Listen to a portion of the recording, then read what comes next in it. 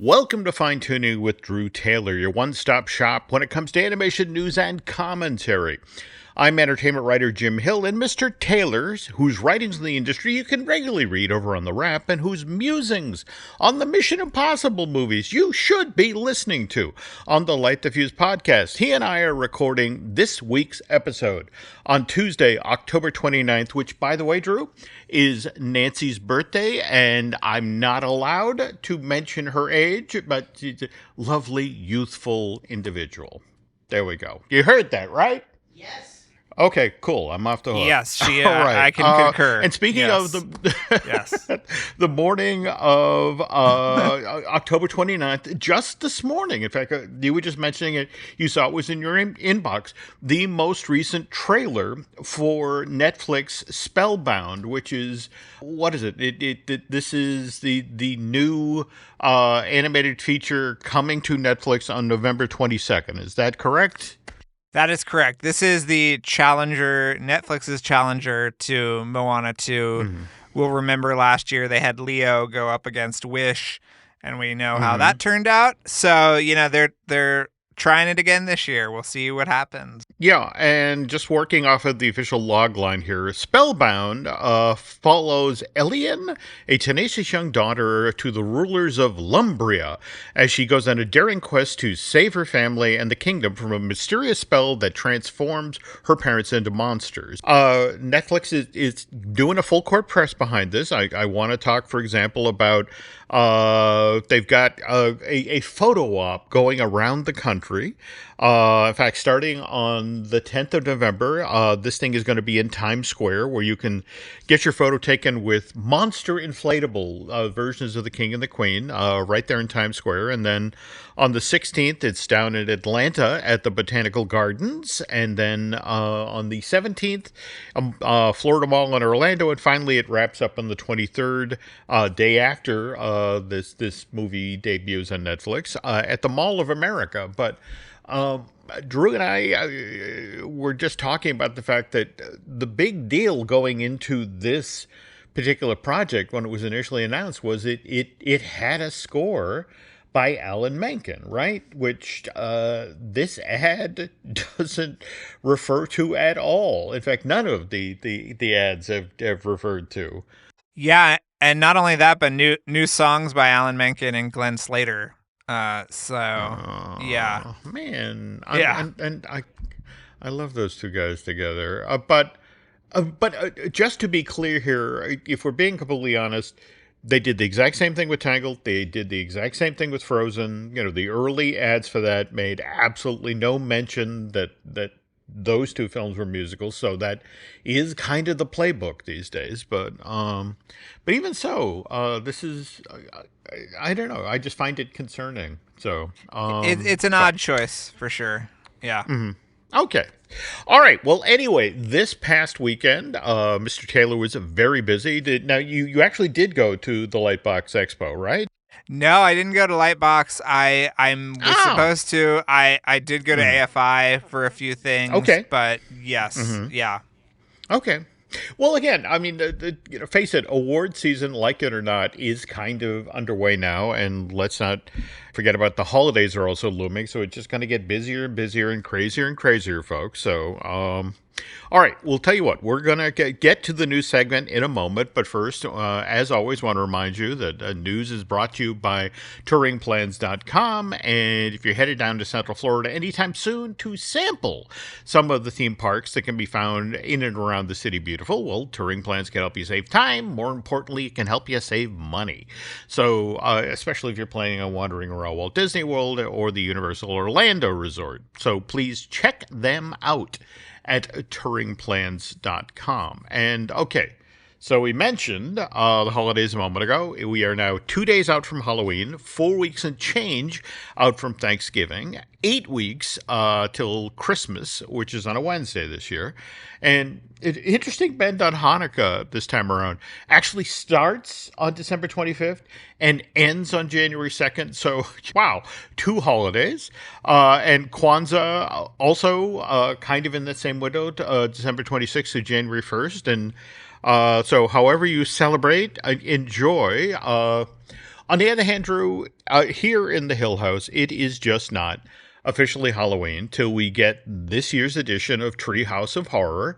And did you see that this year's version is actually debuting after Halloween on November 3rd? Yeah, I remember that used to be the case because of the baseball games. Is that why it's late this year? Oh, yes. Okay. I was wondering about this. By the way, 35th edition of Treehouse of Horror includes a riff on Venom, by the way, but it's the 36th season of The Simpsons. And by the way, just in case you're wondering, we're now 23 seasons into Family Guy, and to further confuse the issue here, while the Simpsons Halloween episode debuts late this year, the Family Guy Christmas episode is debuting early. How early? Before Thanksgiving on November 25th, and it's supposed to be called The Gift of the White Guy, which is a riff on The Gift of the Magi. But Family Guy had a Halloween episode that was the first time they'd ever done it, and it's a Hulu exclusive, which is kind of interesting. Yeah, now we had talked about this, that this is something they're going to supposedly move forward on, that there are going to be for Hulu only produced episodes going forward. Is that the new business? Yeah, well, we didn't talk about Family Guy, but we talked about The Simpsons. I think The Simpsons Christmas episode is going to be Hulu exclusive. So they're doing it with both shows, which is very interesting. Yeah, gotta keep people interested in Hulu. No. I mean, I get it. In fact, speaking of Hulu, we were just talking about shows that ran on Fox for years, and King of the Hill got canceled back in 2008, but completed its 13-year run on that network in 2010.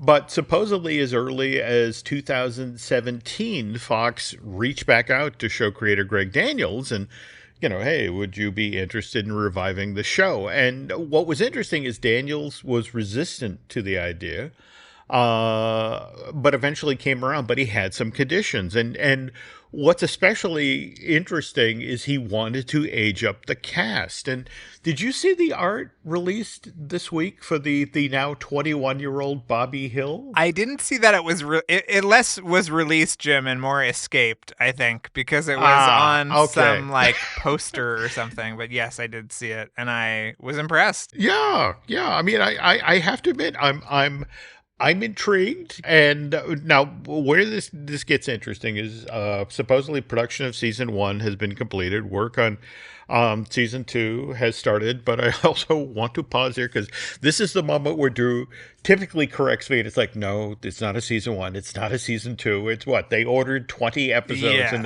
they're making the 20 episodes. Yes. So.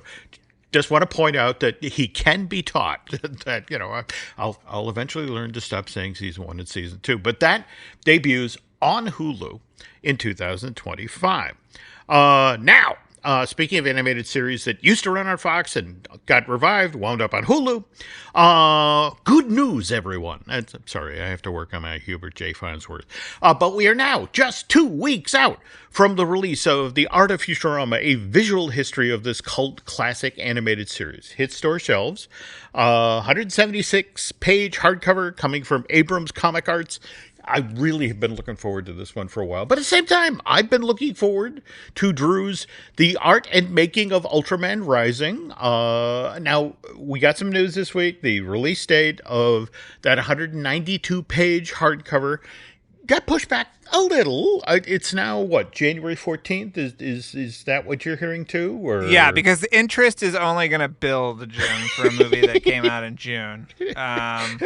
Oh, no, it's still good. It's still a great book. Okay, it will be out in December, I think, in like the UK and some other, areas, and hopefully it'll still, they'll still be able to get it for, the goodie bags that Netflix sends out for critics and Oscar voters. So hopefully that will still happen. But Okay, okay, yeah, okay. I'm trying to keep my spirits high here, Jim. Well, again, Mr. Testa has declared that we're coming up on no negative November. So, to put a positive spin That's on true. this, the upside is, Drew, that it means that all of those Amazon gift cards you get this year, you can use not only to buy your copy of The Art and Making of Ultraman Rising, but also want to remind folks that The Art of Amphibia is still coming out on March 25th. So, again, you take those cards, you pre-order those books, and good stuff shows up in the mail. Eventually.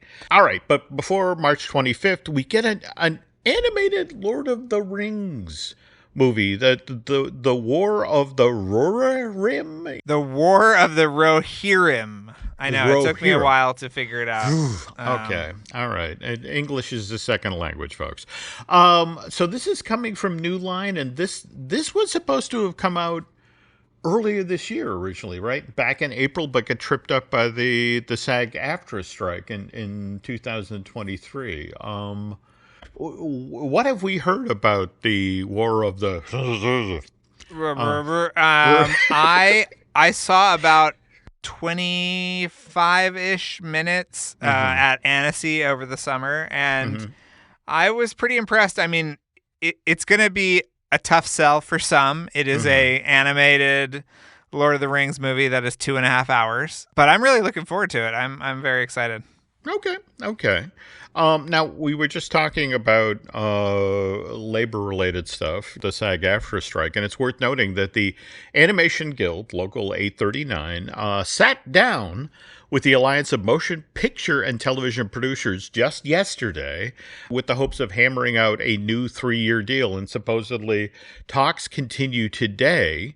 Where this gets interesting, Drew, is the contract runs out on November 1st, right? But they've been working without a new contract for quite a while now. Yeah, I mean, I've heard, talks are ongoing still, but yeah, I don't know. It's tough. I mean, you have no idea how anxious everyone is out here, Jim, just to work at all. That's it exactly. So, but it just, this is the thing. The business has so clearly changed in the last 5 to 10 years. I mean, for example, just the way that people talk about grosses or how films do anymore. I mean, for example, Inside Out. Top grossing film for the year domestic. 652 million in ticket sales in North America. Wee bit ahead of Deadpool Wolverine that did 636 million in North America. So just 16 million separate these things. But for me, what's fascinating is nobody seems to talk about the money anymore. It's like, did you see how the trades talked about Pixar's latest when it debuted on digital platforms late last month? And well, here's a quote. The sequel to Pixar's animated hit took second place from September 23rd through the 29th, racking up 1.8 billion minutes viewed in just a few days after debuting on that streaming service in September 25th. And that, according to Nielsen, 42% of the audience came from the 2 to 11-year-old age group, but 41% came from adults 18 to 49, which suggested co-viewing was new for this title. And it's, Drew, there's so much language there that frankly I'm kind of uncomfortable with it or unfamiliar with. I mean, the whole notion of how many minutes of a movie you watched versus how many times the full film. I mean, remember back in the days of VHS and DVD, I mean, Disney would brag about, the hundreds of times kids would slap in a video and watch it at home. And now we're talking minutes. Yeah, that's really weird. Yeah. It is. But also worth noting here that, folks, that Inside Out 2 still, even with 1.8 billion minutes being viewed those first couple of days, still came in second to Monsters, the Lyle and Eric Menendez stories. So, I mean, lovely to be inside of Riley's brain, but true crime wins out. Do you know what co-viewing means? Now, is this literally when you're like a parent sitting with your child watching? Yes. Yeah, Okay. it's multiple family members watching the same content together. Okay.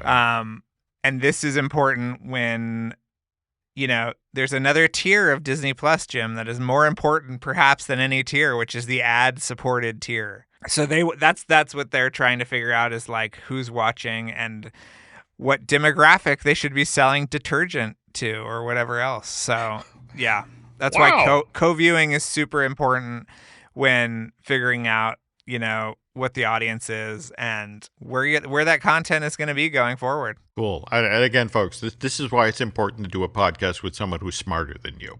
That I did not know that, and now I do. Okay, now back to Inside Out. There has been some stuff bubbling up online about Inside Out 3, but none of it is coming from Pixar, so don't necessarily buy into any of it, folks. I don't think we're getting a Riley Goes to College movie anytime soon. On the other hand, we do finally know when Dream Productions, the limited series set in the world of Inside Out, is showing up on that streaming service, and December 4th of this year. But then only 4 episodes, is that right, Drew? Only 4 episodes, and I believe they're all coming out at once. But they are full, half-hour episodes. I ran into Mike Jones, who is writing and directing these episodes. And you know him from his work on Luca as well as Soul. Yep. And he is just really excited. I think they showed an episode at D23 during another panel that I wasn't at or couldn't be at. And he was very excited and super pumped about the show. So I'm really excited. And it looks like a really fun kind of like inside Hollywood type look at Riley's mind, when she sleeps. So I think it's going to be great. And I hope, that our favorite character, Jim, Princess Unicorn, makes an appearance. That's all. I remember being at the on the Pixar campus, and that was when you do the media events up there. They allow you to wander into the retail thing there, and that I snagged that for Nancy in like 3 seconds after I came in the store. It's like, she will want this. So now, speaking of Pixar limited series, though, of course, there is also Win or Lose, which again, now we have a date for, but that's almost 2 months into the new year, February 25th of 2025. But in this case, 8 episodes. And are we anticipating the same thing? I don't know if they are going to all drop at once. Yeah, because there are 8. So I feel like you could stretch that out. They might do a thing like Agatha where they'll put 2 episodes on the first day or whatever. Okay. But yeah, I mean, I saw an episode back in 2023 at Annecy. So this one is a long time coming. I'm very excited. They did a whole panel at Lightbox on Sunday that I heard went over very well. So all right. Cool. Yeah, this one is going to be special. Yeah. All right. Now, speaking of continuing along the line with Pixar's next feature-length project, Elio, will not arrive in theaters till June 13th of next year, but have heard that we are going to get a trailer for this animated feature in front of Moana 2, which again drops 4 weeks from now, November 27th, and are you seeing the same things about based on advanced ticket sales where Disney anticipates or how well this is going to do over its opening weekend? No, what are they saying? Well, again, it's being released on the Wednesday before Thanksgiving, so you've got that 5-day stretch of families, sitting across from one another and going, okay, let's go to a movie. But they're saying should do $100 million over that 5-day period, which has got to be making the folks in Burbank happy. Though, speaking of Disney and Thanksgiving, we also, as part of this year's Macy's Thanksgiving Day Parade, get a brand new Minnie Mouse balloon, 60 feet tall, floating through the canyons of Manhattan. Also, evidently a brand new float to hype the Disney Cruise Line, which will feature the bows of 8 different boats, and with more to come to the fleet in the next couple of years. And also, in a weird bit of cross promotion, look for Maui and Moana to be prominently displayed on the Disney Cruise Line float at that moment when NBC goes live. What era of Mickey is this supposed to be? Well, that's what's interesting. It looks to be Minnie is sort of classic Minnie, not pie-eyed, not the I want to say Paul Felix, but I know I'm getting the name wrong. The new Mickey Mouse short. No, Paul Ruddish. Yes. Paul Ruddish's. Yes. No, it's classic 2024 merch Minnie. And this is the other thing, Drew.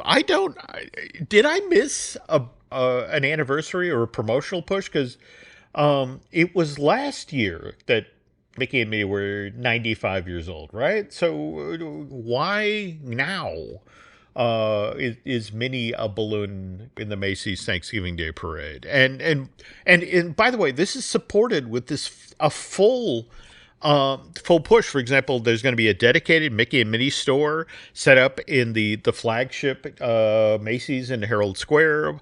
Also, 200 Macy's stores around the country are also going to feature this Mickey and Minnie store, which, by the way, is going to stay up and be operational through the new year. So it's like it's like, did I miss something? Why now? No, I don't know. I mean, wasn't Donald was 90 last year, right? Or I want to say this year. Yeah. But yeah, I don't know why Mickey and Minnie. I mean, they just cycle through these kind of like cross promotional, marketing / merchandising opportunities, and I feel like maybe since it was last time, it was so Mickey focused that they want Mickey and Minnie in there. But I don't know what the anniversary is or what the occasion is supposed to be. Okay. Well, next week, I'm going to try to get down to the Nightmare Before Christmas Botanical Garden thing. While Nancy's off on her Hallmark cruise, I'm going to take my niece Gia down to the city and try to do that. But maybe we'll slide over to Macy's and check this out. Because what's interesting is they have an artificial reality component to this thing, that you can get your picture taken as if you're one of the balloon handlers in the Macy's parade. And it's something a weird bucket list thing. I've always wanted to do that. Did you go to the Mickey thing in New York a few years ago? The Mickey thing. It was like they had like a recreation of the Mickey Mouse Club and all of these different photo ops. Did you do that? Mickey the Experience, I think it was called. No, I remember. And what was so weird is I associate that also with DreamWorks did something almost on a parallel track for Trolls, and you could go down, and again, same thing, lots of photo ops. You could put on all sorts of troll shaped wigs, which again, given that I'm follically challenged, that was very tempting. But yeah, I didn't do either of those. But now that between the Botanical Garden thing with Nightmare and the Spellbound inflatables in Times Square, I have the uneasy feeling I got some road trips ahead of me here. And speaking of road trips down to the city, does anybody out there know anything about Balloon Fest this year? Have you ever heard about this? No. It's okay. About a week to 10 days before Macy's Thanksgiving Day Parade, they want to give the folks, especially with the brand new balloons, some sort of training time. So what they do is they do this event. It's typically on a Saturday morning in the parking lot of MetLife Stadium, but they bring out the new balloons, they inflate them, and then they have the folks who have volunteered to actually work in the parade just out there, just sort of like, all right, everybody grab a stick, grab a rope, we're going to walk this around the parking lot so you get a sense of what it's like. But this is where the brand new balloons make their public debut, and especially with the mini one this year, I'd like to try to get down for this. So if anybody knows anything, please let me pass that along.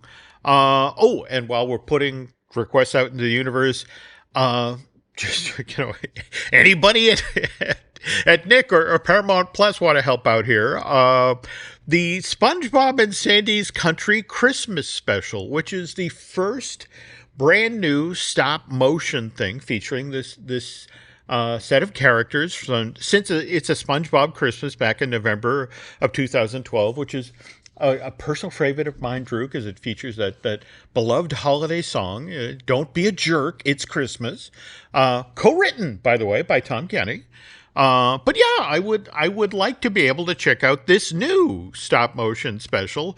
But all that Netflix or Paramount Plus at this point is willing to say it will, this half-hour long holiday special will do sometime in December. Well, did you watch the Sing thriller short film yet? Oh, yeah, over on Netflix, yeah. The 11-minute long thing. Yeah.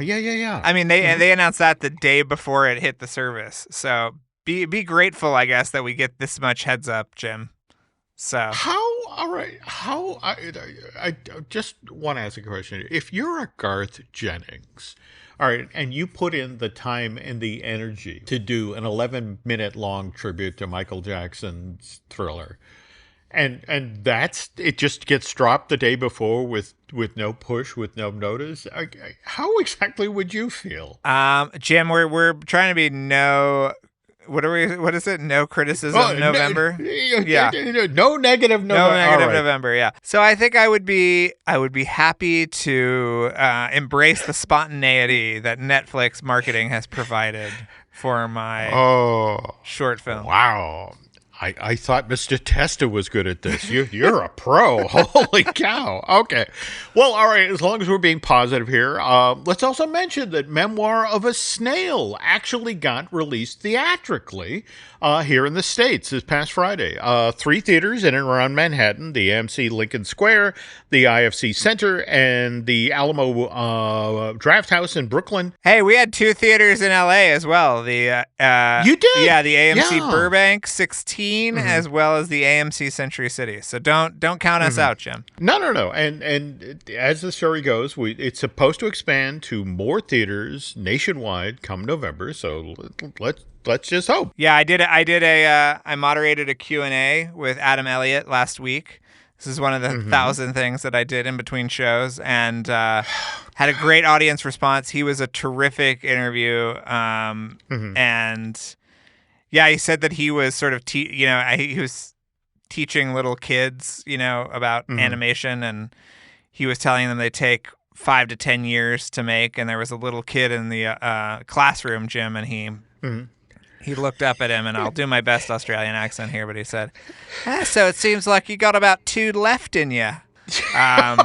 And yeah, Adam was like, wow. You know what? That's probably true. So yeah, let's hope that the next one comes along, because it's been, I think, 15 years since Max and Mary. So we need more. Wow. Yeah. Hard. That's a hard reality. Yeah, I knew you would love that, Jim. Wow. And thank you, by the way, for a great opportunity to tee up the second half of the show, because sometimes you could work for 4 and 5 years on a movie that never gets made. And when we get back from this break, Drew's going to share some stories he learned from Animation Obsessive about Frady Cat. But first, this. And we're back. Earlier in the show, we talked, albeit briefly, about the New York Comic Con. There was some additional info that came out of the Javits Center last weekend. Adult Swim has locked down 2 more seasons of its brand new, or its number 1 animated series, Rick and Morty. Will now run through 2029, and of course, when I say 2 seasons, 2 seasons again, I hear Mr. Taylor in my head, and no, that means what? They picked up 20 more episodes or whatever. Yeah, exactly. 20 more episodes. Yep. All right. But interestingly enough, same event, New York Comic Con, they had the cast and the creatives there for Phineas and Ferb, which will be returning to the Disney Channel and making its Disney Plus debut in 2025. Oh, my favorite art style coming back. Great.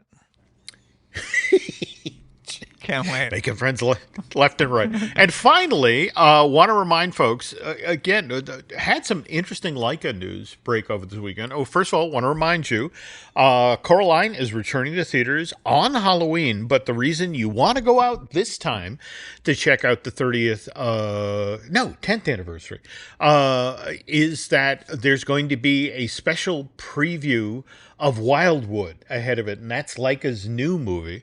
But what did you make of the two other stories that broke about the Copeland brothers setting up a deal there at Leica to develop some new animated projects for them, and likewise the news about Portland State University that Leica sort of getting in bed with those folks to create some new opportunities for students there, in addition to sort of working on the diversity end of stuff at that animation studio. Yeah, I think that's great. I mean, I think they're both great. I mean, I had been following the Copeland brothers, checking in on them as they've been at DreamWorks for the past few years.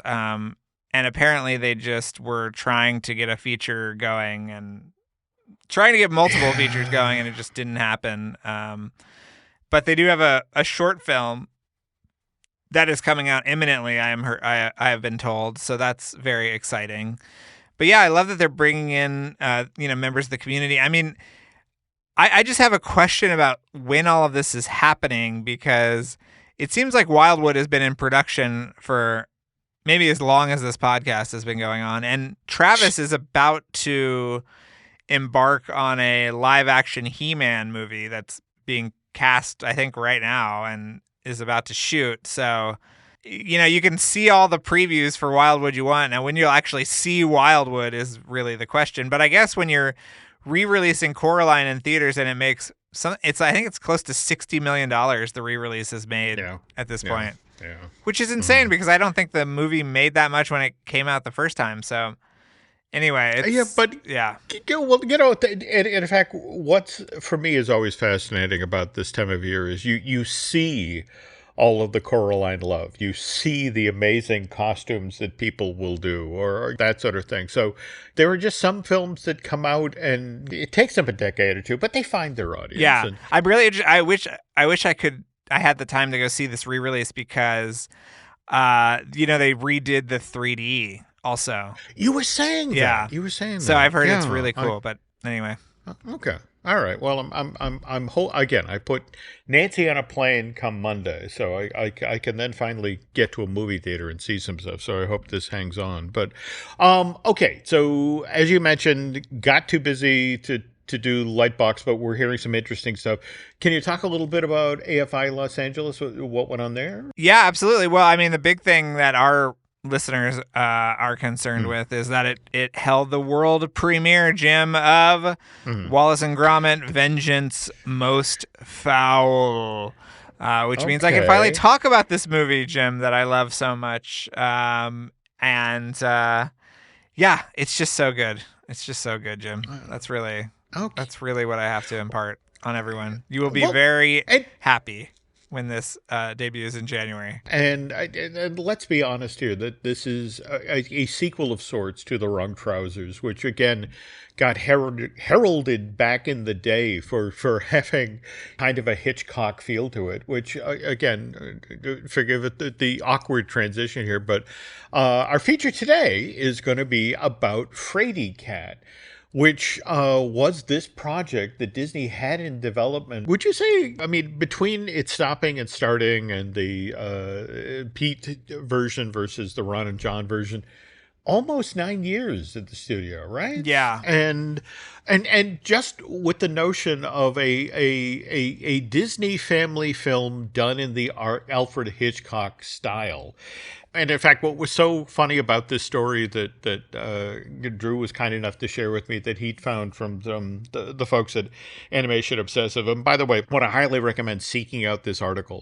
They did an amazing job of looking back at the history of the Disney film. But it's so weird to be reading a story and then suddenly have yourself appear in it. It's like, oh, yeah, that asshole. As a source for the story, or because I guess I wrote something about it as early as 2002, about, again, that what to me sounded like a can't miss project. And And as this article points out, it got so close, right? I mean, it won the bake-off between Meet the Robinsons and Nomeo and seemed certain to go into production, right? Yeah, I mean, this article I highly recommend reading it. It's a little Mm-hmm. all over the place, but Mm-hmm.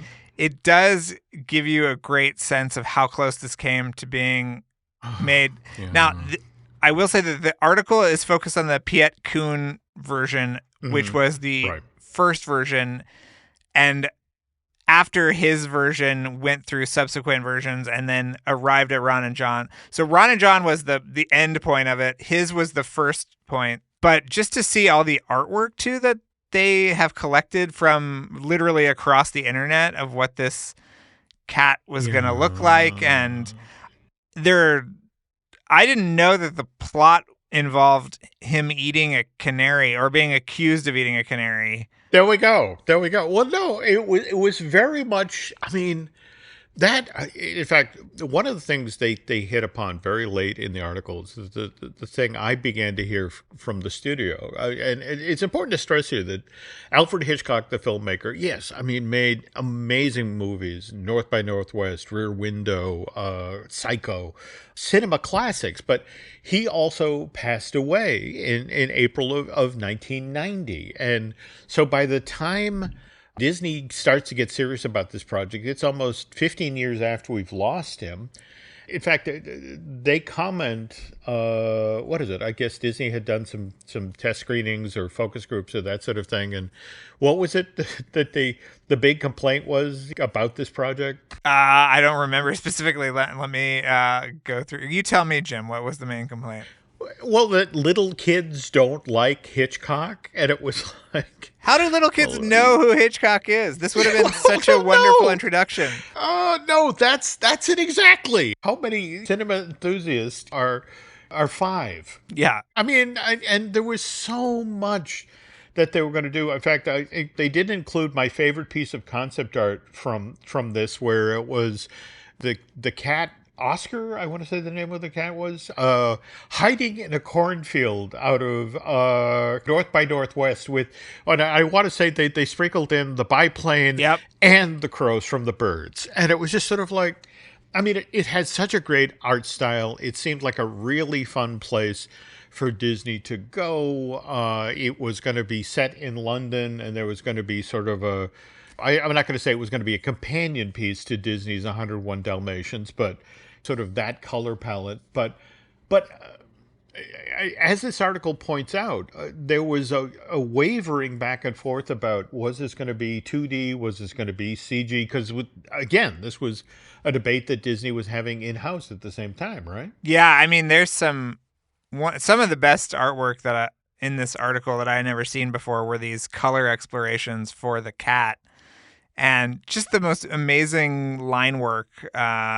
But I believe there was a reporter named Jim Hill who back in 2002 said that they wanted to combine 2D and 3D elements, which we have seen since to great effect in things like Across the Spider-Verse and Ultraman Rising and Arcane, which, Jim, I have seen the premiere episode of Arcane season 2, and woo, baby, get ready, everybody. It is humdinger. Yeah. Well, back in the day, as it was explained to me, was the notion of, okay, we're making a Disney Hitchcock movie. And when you watch how Hitchcock moved a camera, the notion was, we can put our 2D cat in 3D in physical environments and get that Hitchcock feel. In fact, I think this article talks about how there was an iteration of this movie where all of the humans were going to be slightly distorted because it's all from a kind of a cat or a pet's point of view. So all of the humans are ridiculously tall and slightly bulgy because, again, they're looking up from down on low. And I don't know. For me, what's kind of intriguing about this is that pulling off a Hitchcock homage is a lot tougher than it looks. I mean, I don't know how many of you remember High Anxiety, the Mel Brooks film from '77, which is really, I mean, it has some wonderful camera-driven jokes that really do a wonderful job of sending up particular moments from Hitchcock films. But it's a terrible movie. Right. I know it's not nice to say this about Mel Brooks, but there was a period there before Producers the Musical, where Mel had a almost endless run of stinkers. In fact, Life Stinks or Life Stinks was that was the nadir of it. Yeah. Yeah. No, I mean, I'm going to make a comedy about the homeless in L.A. Oh yeah, laugh riot. But even his Dracula and Loving It. I mean, it just, you watch that movie and it's like, you had no idea how much he needed Gene Wilder in Young Frankenstein until you saw that movie. But yeah, doing a film about Hitchcock is, or in the Hitchcock style, is tough. And yeah, it just kind of killed me to read this article and just realize how close the original got to being made, and then it just sort of defaulted to, well, the Robinsons. We still haven't figured out the story, but it's further enough along in boards. Let's go with that. Let's go with the one that we've got boarded. And you watch that film today, and especially the middle act, and they still hadn't figured that out. No. But what do you recall from the Musker Clemens version? Because you were reporting on the industry at that point, and they actually brought. That's after they left Disney and came back, right? That was the project they took on for a while. Yeah, I mean, I remember there were, where was it, SIGGRAPH or something? There was an actual booth that had that exact art you're talking about with the cat in the cornfield. Mm-hmm. I remember going to the LA Convention Center, and you and I went to the same booth. You know, in fact, what's funny is they had that piece of art up for Freddy Cat, but right next to it was the Studio 7 art for the Disney version of Toy Story 3. Right. Where Buzz was going to be recalled, and the gang had to go to Japan to rescue him. That was a booth full of things that never got made. An interesting time, Jim. An interesting time. But it was. I know that they were really interested in making something that was actually scary, and that's something that, we wanted to talk about this week on the show, on Halloween week, that they were actually really interested in making a truly suspenseful movie and something that they had never done before. And obviously they love to riff on kind of classic genres, and I don't know, I would have loved to have seen what they would have done, especially because, at that point we not only had all these great Hitchcock movies, but we had all these great De Palma movies that I'm sure they would have, absorbed as well. And it's so funny you bring up scary Disney animation, because there's that wonderful new Pete Docter book about directing Disney, and they have a great chapter about Wooly Reitherman and how Wooly really rose up through the ranks and became the de facto director of Disney animation in 60s and 70s, because he was the guy who could do scary action. I mean, he did. In fact, it's this time of year that typically people will trot out the Headless Horseman, and that whole scene where Ichabod Crane is being chased through the woods by the Headless Horseman, that's Wooly. And in fact, it was the success of that scene that got him. He did the battle with Prince Philip and Maleficent as a dragon in Sleeping Beauty, and that was ultimately when Walt was sort of stepping away from animation. It's like, okay, well, you're driving the bus. You know how to do this. I mean, because to do scary animation is tough. To do action, and it's like, you can do it, and there we go. But yeah, I just thank you so much for coming across this article from Obsessive Animation. And by the way, again, folks, please go out and check this out for yourselves. Yeah. Because lots of great art. And again, as Drew said, the story's kind of all over the place. But let's be honest here, Drew, the history of Frady Cat is kind of all over the place. No, it's true. And the writer found Piet in the Netherlands or something, wherever he's living right now. So now all you got to do is go to Lightbox Expo and run into Ron and John and get him to tell you the other half of the story. Yeah, because that's see, that one final little grace note here. What's interesting about this article is you get how truly they leaned into Hitchcock, the tropes. I mean, for example, the canary is in this version of it's supposed to be a female who may or may not be a spy, may or may not have a secret.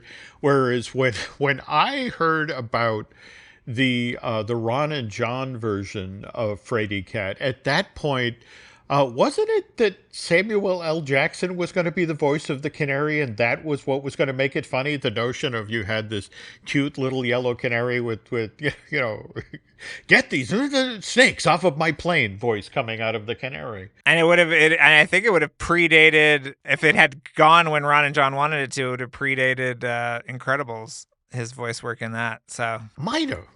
But there's just enough artwork out there now to.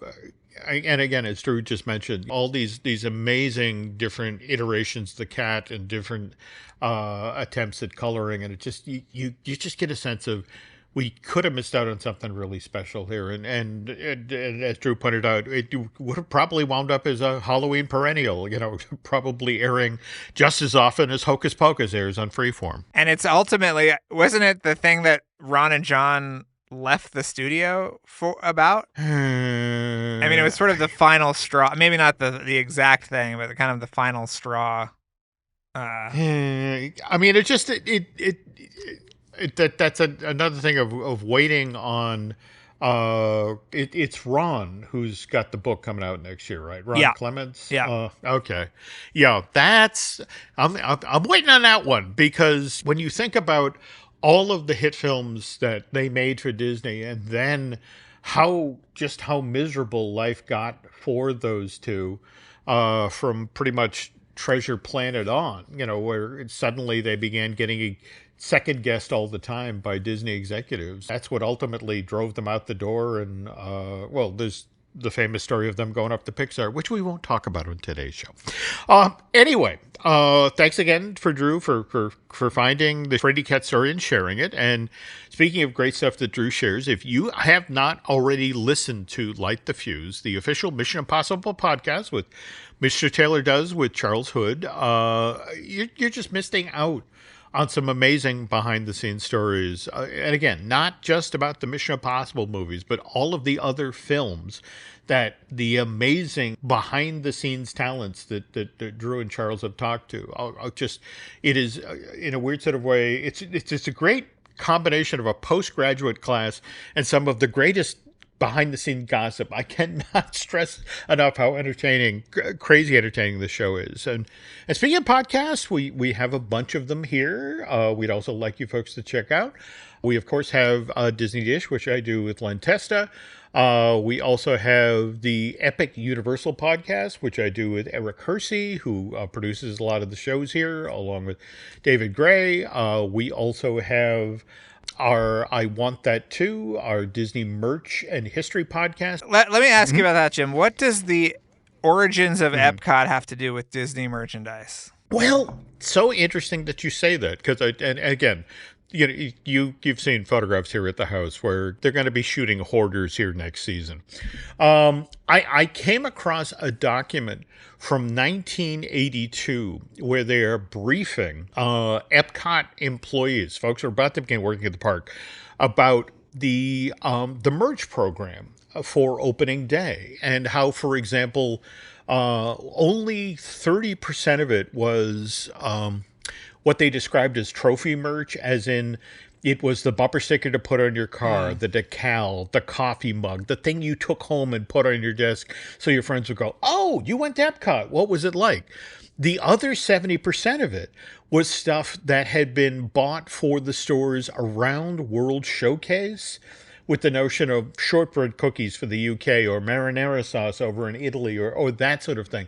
Things that were imported from the actual host countries and put on store shelves so that people could do the "I traveled internationally" thing, but I went to Florida. That's fascinating. Well, no, that's it exactly. It had this weird retail program, but at the same time played by the Disney rules. I mean, for example, the Centaurium, which was that park's emporium, still use the trick that the Emporium used, that they deliberately built the store on the right-hand side as you were exiting the park, with the notion of 90% of people are right-handed. So as they were walking out of the park, they'd look over and go, oh, I need to get a T-shirt from here. That sort of thing. I remember that store also had some sort of like sharper imagey type stuff, like it tech did. and things like that, right? Like little doodads. doodads. Okay.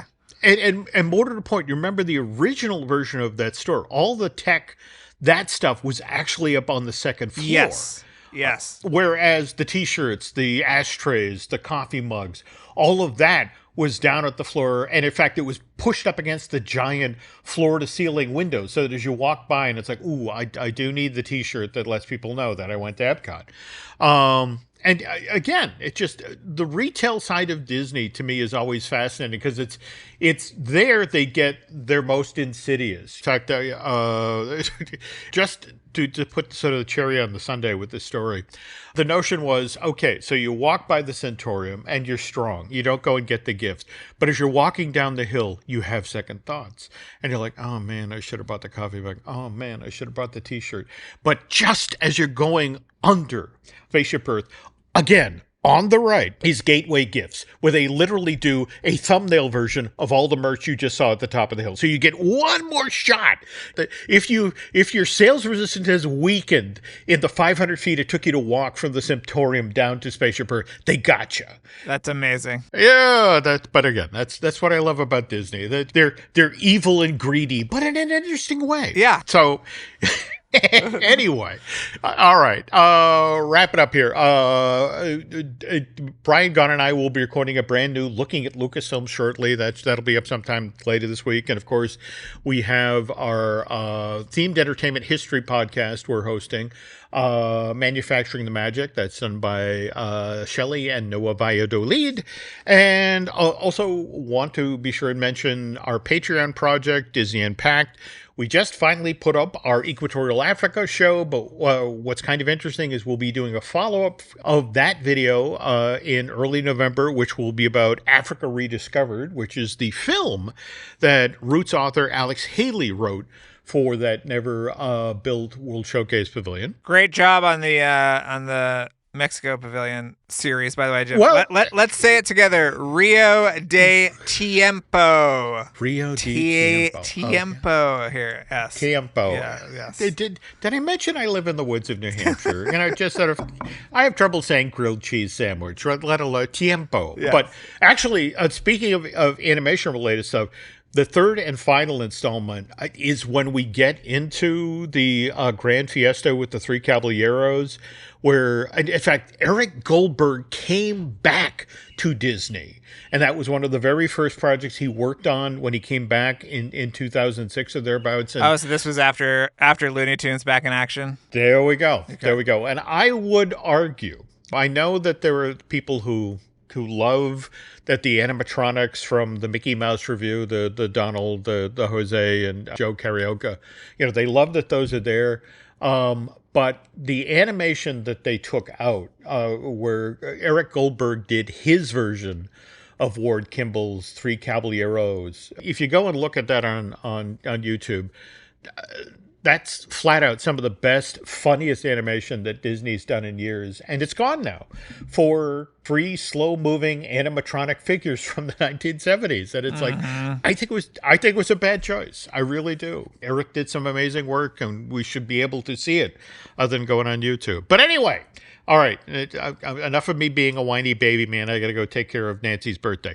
Drew, tell the nice folks where they can find you on social media. Drew Tailored, like a tailored shirt. You can see me slowly melting down before the election on various platforms. And what about you, Jim? Well, you can find me on Twitter and Instagram at Jim Hill Media, and on Facebook as Jim Hill Media News. A quick note here again to thank Eric Hersey and David Gray for doing such a good job producing this podcast. Again, folks, if you could do Drew and I a favor, head over to Apple Podcast and rate and review this show, as well as Light the Fuse, which we're getting new episodes of that in 2025. Yes, right? Yes. Yes, it is. Listen, we are trying desperately. We maybe an episode before 2025, Jim. We'll see. Yeah. Okay. Okay. Well, cool. Let's see. And with a good, hopeful note here. So, on behalf of Mr. Taylor, I want to thank you all for listening to this week's Fine Tuning, and we will be back soon.